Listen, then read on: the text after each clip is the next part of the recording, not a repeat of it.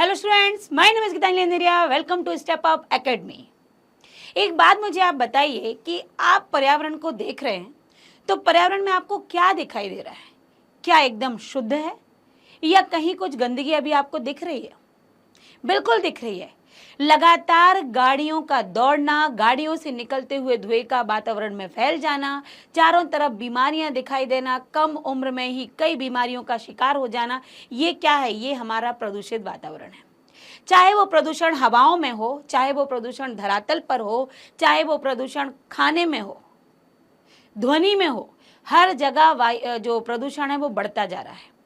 काला धुआं जो निकलता है वायु को प्रदूषित कर जाता है। जबरदस्ती का तेज आवाज में यदि हम गाने सुनते हैं, जो शादियां हो रही हैं उसमें आवाज तेज है, ये क्या है? ये ध्वनि प्रदूषण है। इसमें भी लोगों को दिल की बीमारियां हो जाती हैं। चारों तरफ वातावरण प्रदूषित है। क्यों मैं ये बात कर रही हूँ? क्योंकि आपके पाठ्यक्रम में कक्षा 10वीं के पाठ्यक्रम में ये पाठ सम्मिलित किया गया है। शुरुआत में ही आपको बता देना चाहते हैं यहाँ पर कवि कि वातावरण कितना प्रदूषित है। जहाँ आप अभी तक सुभाषितानी पढ़ते थे, लेकिन यहाँ पर शुचि पर्यावरण नाम का पाठ आया है और बताया गया है कि पर्यावरण को शुद्ध रखना कितना आवश्यक है। तो ये यहाँ पर कवि ने आपको बताने का प्रयत्न किया है, समझाने का, क्योंकि आप भावी पीढ़ी हैं और आप ही आगे आने वाले जो माहौल है उसको आप बनाने वाले हैं। तो सबसे पहले आप देख रहे होंगे कि कक्षा 10वीं संस्कृत शमोसी सूची पर्यावरणम प्रथमा भाग का ये प्रथम पाठ आप पढ़ेंगे, पार्ट 1, क्योंकि बहुत ही कम में हम बहुत कुछ जानने वाले हैं। अगले पार्ट में आप इसका और भी भाग पढ़ेंगे, आगे का अर्थ समझेंगे। तो पार्ट 1 में हम कुछ ही अंतरे को लेंगे, कुछ ही भागों को, कुछ ही पद्य भागों को लेंगे, जिसमें आपको समझ में जल्दी और आसानी से भी आ जाए। ये पाठ कहाँ से अवतरित है, कहाँ से लिया गया है, पहले ये देखते हैं। अयम पाठा आधुनिक संस्कृत कवेः। अयम मतलब यह है, पाठा पाठ, संस्कृत आधुनिक संस्कृत के कवि हरिदत्त शर्मणः, हरिदत्त शर्मा, लसल लतिका इति रचना संग्रहात् संकलितो अस्ति। यह लसत लतिका नाम के रचना संग्रह से लिया गया है। अत्र कवि, यहाँ कवि ने महानगराणाम, महानगरों के यंत्र आधिक्येन, यंत्रों की अधिकता के द्वारा प्रवर्तित प्रदूषणों पे ऊपरी, मतलब जो प्रदूषण जो बढ़ता जा रहा है कि कैसे महानगरों पर प्रदूषण छाया हुआ है, चिंतित मना दृश्यते। तो प्रदूषण के ऊपर हम कैसे चिंतित हैं, कैसे हमारा मन चिंतित है, उसकी बात यहाँ पर की जा रही है। सह कथयति, वह कहते हैं, यद कि इदम लोह चक्रम शरीरस्य मनश्च शोषकम अस्ति। यह लोह चक्र मतलब ये लोहे का चक्र। क्या लोहे का चक्र? चारों तरफ जो गाड़ियां दौड़ रही हैं वही भी उसी लोह धातु की, आप जो फैक्ट्रियों को देख रहे हैं वो भी लोह धातु की। तो ये लोहे का चक्र शरीर और मन का क्या कर रहा है? शोषण कर रहा है। जब हमारा शरीर अस्वस्थ होगा तो आप सोच पाएंगे कि मन भी स्वस्थ नहीं हो सकता है, मन भी प्रसन्न चित्त नहीं रह सकता है, क्योंकि जब शरीर पर दुष्प्रभाव पड़ेंगे तो मन भी तो उदास ही रहेगा। जब हम बीमार होते हैं तो हमारा मन किसी काम में नहीं लगता है। क्यों नहीं लगता है? मन भी बीमार ही हो जाता है। तो इसी प्रकार यदि पर्यावरण प्रदूषण बढ़ता जा रहा है तो शरीर और मन पर वह दूषित प्रभाव डाल रहा है, अर्थात वह शोषण कर रहा है। अस्माद एव, इसको हम तोड़ेंगे तो अस्मात और फिर एव टूटता है। अस्माद एव की संधि विच्छेद आ भी जाती है, तो अस्मात ये आपकी व्यंजन संधि से लिया जाता है, अस्मात और एव। इससे ही वायुमंडलम मलिनम भवति, वायुमंडल मलिन हो रहा है, अर्थात मैला हो रहा है। वायुमंडल, हमारा पूरा चारों तरफ का वातावरण वह कैसा होता जा रहा है? लगातार इस लोह चक्र के कारण जो चारों ओर धुआं फैल रहा है उससे क्या हो रहा है? वो मलिन होता है। कवि महानगरीय जीवनात्, कवि ने महानगर के लिए, महानगर के जीवों से दूर, मतलब जो महानगरीय जीवन है, जीवनात् मतलब महानगरीय जीवन से सुदूर, दूर, नदी निर्झरम वृक्ष समूहम। तो नदी, निर्झर मतलब झरने, वृक्षों का समूह, लता कुंज मतलब लताओं के गुच्छे, पक्षी कुल कलरव, पक्षियों के कुल मतलब पक्षियों के समूह, का कलरव मतलब उनका चहचहाना, कूजतम वन प्रदेशम प्रति गमनाय अभिलषति, ऐसे वन प्रदेश को जाना चाहता है, ऐसे वन क्षेत्र को जहाँ पर सुंदर लताओं के गुच्छे हैं, जहाँ पर पक्षी कलरव करते हैं, जहाँ पर नदी झरने बहते हैं, वृक्षों का जहाँ पर समूह है, ऐसे सुंदर जंगली प्रदेश में, ऐसे सुंदर वन प्रदेश में जाने की इच्छा रखता है कवि। तो यहाँ पर सारी बातें आपने देखिए मोटे तौर पर बता दिया गया है कि वातावरण कैसे प्रदूषित हो रहा है, उसकी चर्चा की गई है। और जब हम वातावरण प्रदूषण में रहते हैं, इतने प्रदूषित वातावरण में, तो कवि कह रहा है कि अब मेरा मन है कि कहीं शांत निर्झर झरनों से युक्त जो वन प्रदेश है, जहाँ पक्षी चहचहाते हैं, सुबह की वायु, दिन भर की जो वायु है वो कैसी है, स्वच्छ है, शांत वातावरण है, कोई शोर शराबा नहीं, कोई इधर उधर भागना नहीं। तो ये सब क्या, वहाँ हम रहना चाहते हैं। तो यहाँ पर कवि ने अपनी जो इच्छा है वो भी व्यक्त की है, और जो प्रदूषित वातावरण है उसको भी यहाँ पर बताया है। अब यहाँ से चलते हैं हम, पहले इसकी हिंदी देख लेते हैं, जो आपको अभी एक शाब्दिक अर्थ में बताइए। यह पाठ आधुनिक संस्कृत कवि हरिदत्त शर्मण की लसद लतिका इस रचना के संग्रह से संकलित है। यह कवि महानगरों के यंत्रों की अधिकता से बढ़ रहे प्रदूषण के ऊपर चिंतित दिखाई दे रहे हैं। वह कहते हैं कि यह लोह चक्र शरीर और मन का शोषण कर रहा है, इससे वायुमंडल दूषित होता है।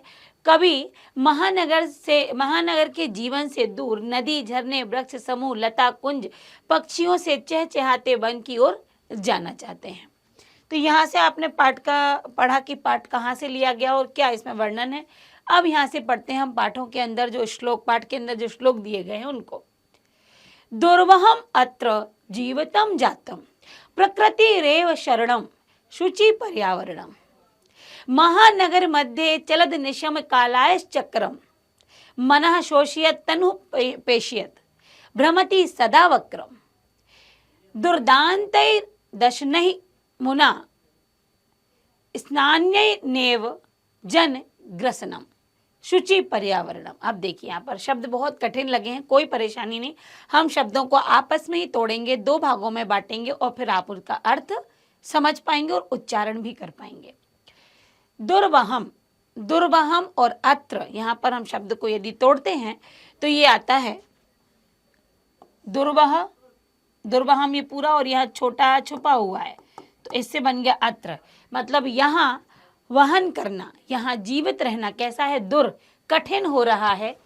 जीवितम जातम प्रकृति रेव शरणम, मतलब प्रकृति की शरण में जाओ, इस प्रकृति की ही शरण में रहो, क्योंकि यहाँ तो जीवन क्या हो रहा है, दुर्भय हो रहा है।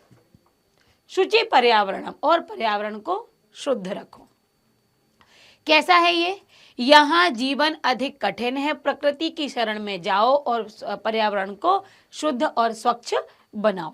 महानगर मध्य, महानगर के मध्य में या बीच में, चलद निशम चल रहा है, निशम मतलब रात, कालाय चक्रम काल का चक्र, समय का चक्र दिन रात लगातार चल रहा है।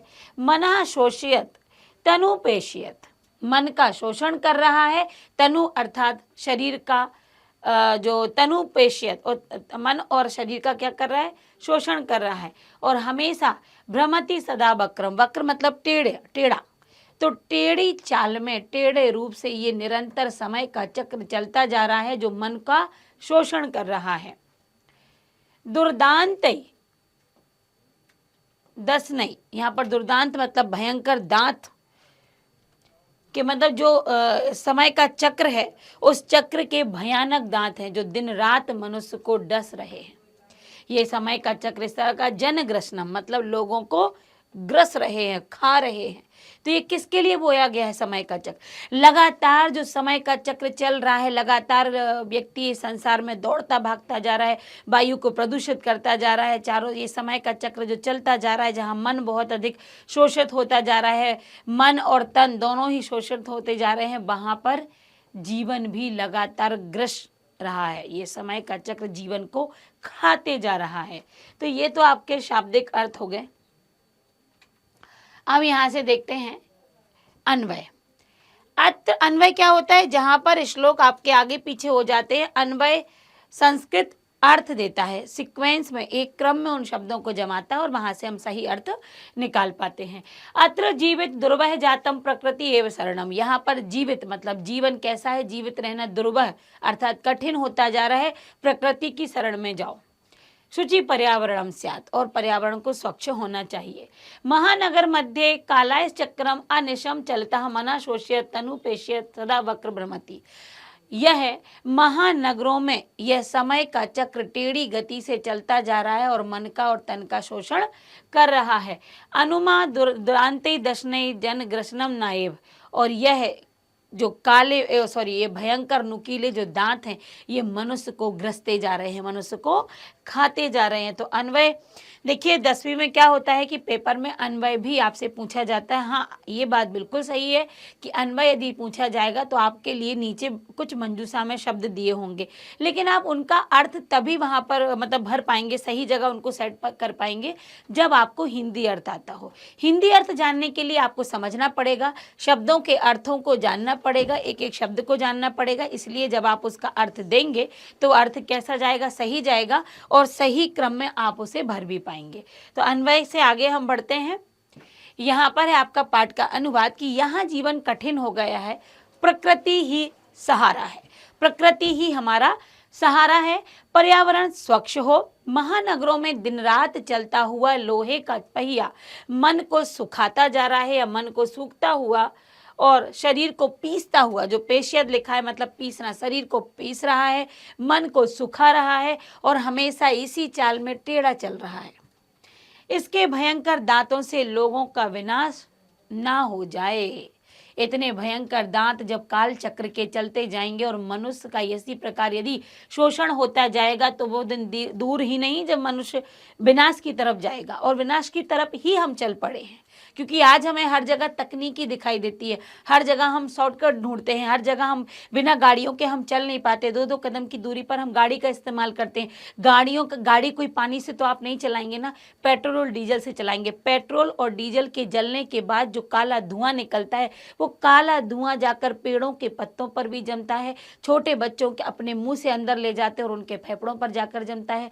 वृद्ध जो लोग होते हैं उनको अस्थमा की परेशानी हो जाती है। हाँ, जो सही यंग जो होंगे उनको थोड़ी देर में सही, लेकिन धीरे धीरे वो भी इसके शिकार होते चले जाते हैं।